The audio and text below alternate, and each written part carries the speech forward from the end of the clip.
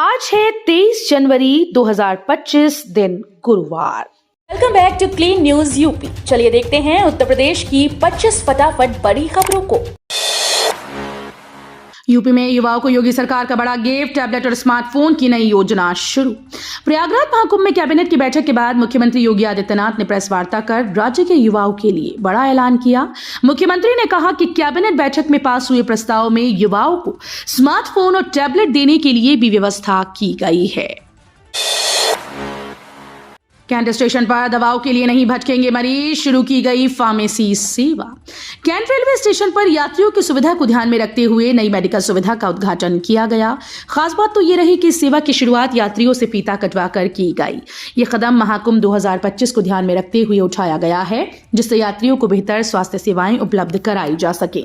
Media से बात करते हुए वाराणसी कैंट स्टेशन के डायरेक्टर अर्पित गुप्ता ने बताया, हमने इमरजेंसी मेडिकल रूम का एक नया भाग फार्मेसी शुरू किया है। इसका लाइसेंस प्रशासन से मंजूर कराकर सुविधा शुरू की गई। डीडीयू पीएचडी में प्रवेश के लिए आवेदन हफ्ते भर में शुरू। डीडीयू में पीएचडी में प्रवेश लेने वालों के लिए अच्छी खबर है। डीडीयू में सत्र 2024-25 के लिए पीएचडी प्रवेश प्रक्रिया एक हफ्ते में शुरू हो जाएगी। इसके लिए विश्वविद्यालय प्रशासन ने सभी विभागों से सीटों का ब्यौरा जुटा लिया। विश्वविद्यालय प्रशासन की तैयारी है कि जनवरी के अंत तक आवेदन की प्रक्रिया शुरू कर दी जाए। सत्र 2024-25 पीएचडी प्रवेश के लिए विद्यार्थी काफी लंबे समय से इंतजार कर रहे हैं। प्राण प्रतिष्ठा की पहली वर्षगांठ पर रामनगरी में उमड़ा जल सैलाब, लाखों श्रद्धालुओं ने किया रामलला का दर्शन पूजन। राम जन्मभूमि में बन रहे भव्य मंदिर में 22 जनवरी 2024 में रामलला विराजमान हुए थे। एक साल के बाद इस पावन दिन पर बुधवार को फिर से रामनगरी में श्रद्धालुओं का हुजूम उमड़ पड़ा। सुबह कोहरा व बेतहाशा ठंड के बावजूद बड़ी संख्या में श्रद्धालुओं ने रामलला का दर्शन पूजन किया। हर तरफ जय श्री राम के जयकारे लगते रहे। श्रद्धालु देर शाम तक जन्मभूमि पथ पर कतारबद्ध दिखे। गौतम बुद्ध नगर में अमेरिका जैसी सुविधा मिलेगी। नोएडा एयरपोर्ट के पास 1200 एकड़ में अमेरिकन सिटी बसाई जाएगी। जेवर एयरपोर्ट के पास प्रस्तावित अमेरिकन सिटी के लिए यमुना अथॉरिटी ने 1200 एकड़ जमीन रिजर्व की है। इस जमीन को किसानों से सीधे खरीदने के लिए यमुना अथॉरिटी ने प्रक्रिया शुरू कर दी। इसे किसानों से सीधे खरीदे जाने की प्राथमिकता ये है ताकि जमीन जल्द उपलब्ध हो सके और परियोजना को भी जल्दी स्थापित कराया जा सके। यमुना प्राधिकरण ने ग्रेटर नोएडा में शुरू किया जमीन अधिग्रहण, 10 नए सेक्टर होंगे विकसित। यमुना प्राधिकरण ने मास्टर प्लान 2041 के तहत लैंड बैंक के लिए ग्रेटर नोएडा में जमीन अधिग्रहण शुरू कर दिया। गौतम बुद्ध नगर, अलीगढ़ जिला प्रशासन को प्रस्ताव भेजे गए हैं। प्राधिकरण 5065.145 हेक्टेयर जमीन अधिग्रहित कर रहा है, जिस पर भविष्य में 10 नए सेक्टर विकसित किए जाएंगे। इनमें टप्पल में लॉजिस्टिक पार्क भी शामिल है। 1 फरवरी से राज्यकर्मी ऑनलाइन ही कर सकेंगे छुट्टी के लिए आवेदन। 8.5 लाख राज्यकर्मियों पर लागू होगा नियम। राज्य सरकार अपने कर्मचारियों व अधिकारियों के लिए बड़ा कदम उठाने जा रही है। 1 फरवरी से छुट्टी और सेवा संबंधी सभी प्रक्रियाएं ऑनलाइन पूरी करना अनिवार्य होगा। ये प्रावधान 8.5 लाख राज्यकर्मियों पर लागू होंगे। सूत्र बताते हैं कि इस संबंध में शीघ्र ही मुख्य सचिव के स्तर से आदेश जारी होगा। वाराणसी नगर निगम जारी करेगा बॉन्ड। योगी कैबिनेट के बाहर सिगरा में बनेगा व्यवसायिक कॉम्प्लेक्स। वाराणसी नगर निगम बॉन्ड जारी करेगा। योगी कैबिनेट में वाराणसी के साथ ही प्रयागराज और आगरा नगर निगम के बॉन्ड को मंजूरी मिल गई। प्रयागराज में कैबिनेट बैठक के दौरान सीएम योगी आदित्यनाथ ने कहा कि वाराणसी में प्रधानमंत्री की प्रेरणा से काशी विश्वनाथ धाम बनने के बाद काशी वैश्विक पटल पर छा रहा है। ऐसे में यहां नगर निगम बॉन्ड जारी करेगा। कैबिनेट बैठक के दौरान सीएम योगी आदित्यनाथ ने कहा कि प्रयागराज चित्रकूट विकास क्षेत्र के साथ साथ वाराणसी में भी नीति आयोग के सहयोग से विकास क्षेत्र विकसित किया जाएगा।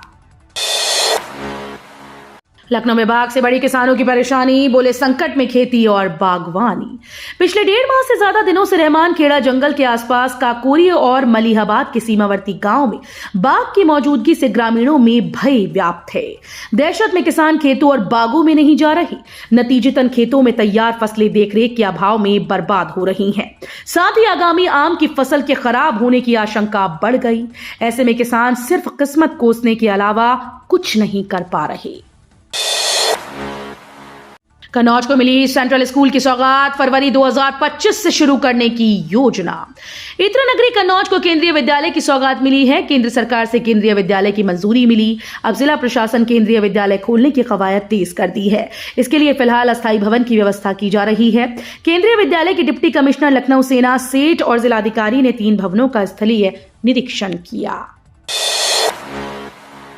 1 अप्रैल से महंगी होगी बिजली, दिन और रात के रेट में होगा फर्क। घरेलू उपभोक्ताओं के लिए अब टाइम ऑफ डे टैरिफ लागू करने की योजना बनाई जा रही है, जिसका मतलब है कि दिन और रात के समय बिजली की दरें अलग अलग होंगी। इसका असर यह हो सकता है कि बिजली बिल 10 से 20% तक बढ़ जाए। यह बदलाव मल्टी ईयर टैरिफ रेगुलेशन 2025 के मसौदे में शामिल किया गया, जो फिलहाल बड़े और छोटे उद्योगों पर लागू है। प्रदेश के माध्यमिक विद्यालयों में भरे जाएंगे 10,000 पद, स्नातक के साथ बीएड होगा मान्य। प्रदेश के माध्यमिक विद्यालयों में सहायक अध्यापक व प्रवक्ता के लगभग 10,000 पदों पर भर्ती का रास्ता साफ हो गया। प्रदेश कैबिनेट ने बाय सर्कुलेशन उत्तर प्रदेश अधीनस्थ सेवा शिक्षा नियमावली 2024 में संशोधन को मंजूरी दी है। इसके तहत इन पदों पर भर्ती के लिए योग्यता में से समकक्ष शब्द हटा दिया गया है। कांग्रेस नेता राहुल गांधी के खिलाफ दायर मानहानि केस में चली सुनवाई, 30 जनवरी मिली अगली तारीख। केंद्रीय गृह मंत्री अमित शाह पर आपत्तिजनक टिप्पणी करने के मामले में कांग्रेस के नेता राहुल गांधी के खिलाफ दायर मानहानि केस में बुधवार को सुनवाई टल गई। वकीलों के कार्य बहिष्कार से परिवादी भाजपा नेता से जिरह नहीं हो पाई। एमपी एमएलए की विशेष कोर्ट के मजिस्ट्रेट शुभम वर्मा ने परिवादी से शेष जिरह के लिए 30 जनवरी की तिथि तय कर दी है।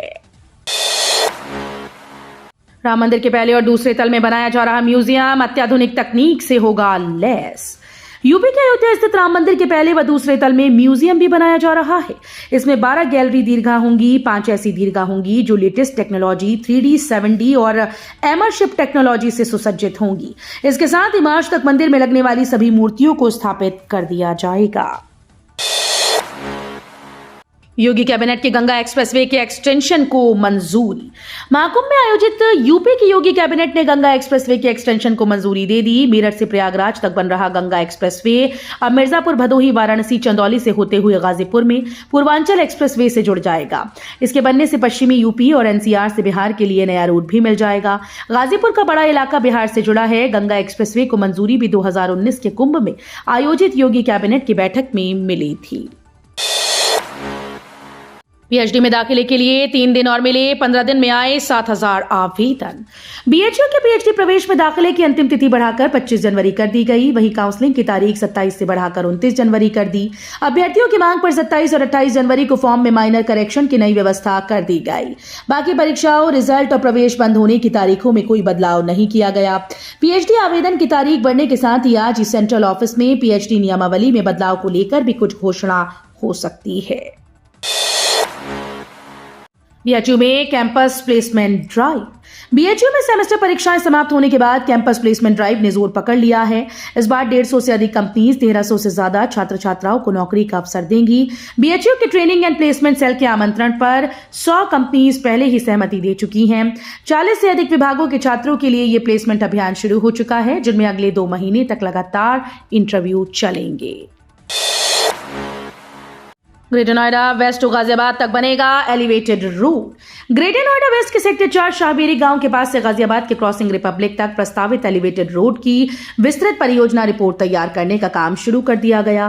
केंद्रीय सड़क अनुसंधान संस्थान टीम स्थलीय निरीक्षण और परियोजना से संबंधित अध्ययन पहले ही कर चुकी है। इस एलिवेटेड रोड के बनने से यहां जाम की समस्या का स्थायी समाधान हो जाएगा। डीपीआर तैयार होने के बाद ही सही लंबाई और लागत के आकलन का पता चल पाएगा। प्रदेश में लागू किया जाएगा वीडीए का लैंड यूज पोर्टल। आसानी से मिल सकेगी भूमि के उपयोग की जानकारी। आपको बता दें कि वीडीए का लैंड यूज पोर्टल पूरे प्रदेश में लागू किया जाएगा। प्रमुख सचिव आवास और शहरी नियोजन विभाग की अध्यक्षता में श्री लाल बहादुर शास्त्री भवन लखनऊ स्थित कार्यालय में बैठक में प्रस्तुतिकरण के बाद यह निर्णय लिया गया। लैंड यूज पोर्टल वीडीए की ओर से विकसित किया गया है। इससे लोगों को भूमि के उपयोग की जानकारी आसानी से मिल पाएगी। योगी सरकार ने 2009 बैच के 8 पीसीएस अफसरों को दी पदोन्नति।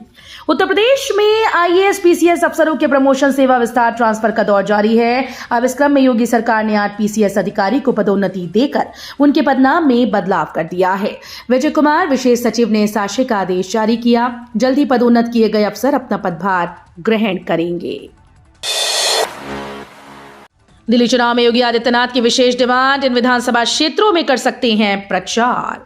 उत्तर प्रदेश के प्रयागराज में चल रहे महाकुंभ के बीच जल्द ही उत्तर प्रदेश के मुख्यमंत्री योगी आदित्यनाथ दिल्ली के चुनाव प्रचार को संभालने जा रहे हैं।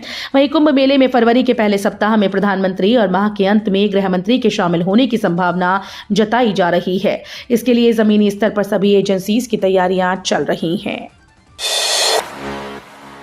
किसानों के लिए खुशखबरी, नए सर्कल दर का मिलेगा 4 गुना मुआवजा। मैनपुरी के घिरोर के ग्राम मोहब्बतपुर नाहिली के निकट केंद्र सरकार के निर्देश पर पावर ग्रिड कॉरपोरेशन सौर ऊर्जा संयंत्र की स्थापना के लिए किसानों से जमीन नई सर्कल दरों के आधार पर ली जाएगी। नई सर्कल दरों के हिसाब से 4 गुना मुआवजा तय होगा। जिला प्रशासन ने इस पर मंथन कर लिया। अब किसानों से आखिरी वार्ता होना बाकी है। किसानों से वार्ता के बाद उनसे सहमति पत्र लिए जाएंगे। भारत को मिल गई हाइपरसोनिक मिसाइल्स वाली तकनीक की चाबी। भारत ने रक्षा क्षेत्र में एक और बड़ी सफलता हासिल की। इसने सुपरसोनिक मिसाइल बनाने की दिशा में बड़ा कदम उठाया। दुनिया की सबसे बड़ी ताकतें इन मिसाइल्स को बनाने में जुटी हैं, क्योंकि ये मौजूदा मिसाइल और हवाई सुरक्षा प्रणालियों को चकमा दे सकती हैं। इनकी तेज रफ्तार, बेहतरीन नियंत्रण और कम ऊंचाई पर उड़ान भरने की क्षमता इन्हें खास बनाती है। डीआरडीओ की lab defence research and development laboratory ने हाल ही में जमीन पर 120 सेकंड तक एक्टिव कूल्ड स्क्रैमजेट कंबस्टर का परीक्षण किया। रामलला की प्रतिष्ठा के साथ शिखर पर पहुंची रामनगरी, भव्यता का पर्याय बनता जा रहा राम मंदिर। नव्य भव्य मंदिर में रामलला की प्रतिष्ठा का बुधवार को 1 वर्ष पूर्ण हो रहा है। यह अवधि राम मंदिर के साथ रामनगरी को भव्यता के शिखर पर ले जाने वाली रही है। इस स्वर्णिम यात्रा का आरंभ 5 अगस्त 2020 को हुआ था, जब प्रधानमंत्री नरेंद्र मोदी ने राम मंदिर निर्माण के लिए भूमि पूजन किया। भूमि पूजन के बाद के 4 वर्षों की यात्रा में यदि इस उन्नयन का आधारभूत ढांचा और भवन तैयार हुआ तो रामलला की प्राण प्रतिष्ठा के बाद से राम मंदिर के साथ रामनगरी शिखर का स्पर्श कर रही है। ताजमहल को लेकर सुरक्षा एजेंसीज का अलर्ट जारी। ताजमहल में मुगल बादशाह शाहजहां की असली मजार की सुरक्षा का एजेंसीज ने अलर्ट जारी कर दिया। शाहजहां के 3 दिनी उर्स के दौरान असली मजार का दीदार करने वालों पर कड़ी नजर रखने के निर्देश जारी किए गए। आशंका जताई गई है कि उर्स के दौरान शाहजहां के मजार पर कोई गंगा जल न चढ़ा दे। एहतियातन सुरक्षा बल के 50 जवानों की टुकड़ी भी इस दौरान तैनात की जाएगी। तो ये थी आज की 25 फटाफट बड़ी खबरें। अगर आपको न्यूज पसंद आई हो तो वीडियो को लाइक और शेयर जरूर करें। धन्यवाद।